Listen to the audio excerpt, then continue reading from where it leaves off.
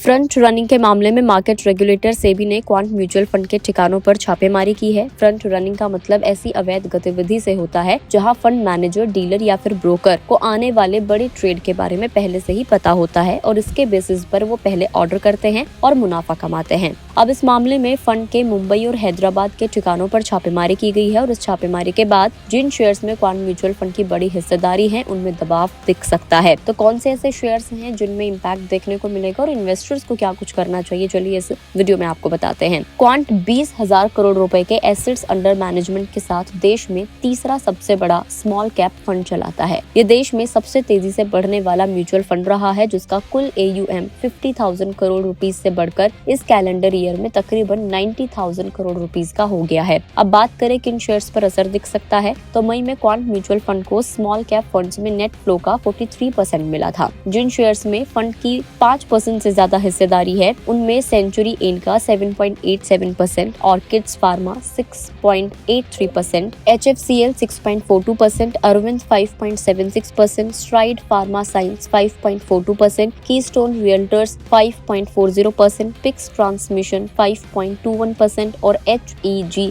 5.20% इसमें शामिल हैं। मार्केट एक्सपर्ट्स का कहना है कि कुछ छोटे स्टॉक जिनमें डेली ट्रेडेड वॉल्यूम कम है उन पर सबसे ज्यादा इम्पैक्ट देखने को मिलेगा। आप स्क्रीन पर देख भी सकते हैं कि कौन कौन से इसमें पोर्टफोलियो में शेयर्स शामिल हैं और कितने % की उसमें हिस्सेदारी है जिनके ऊपर असर दिख सकता है।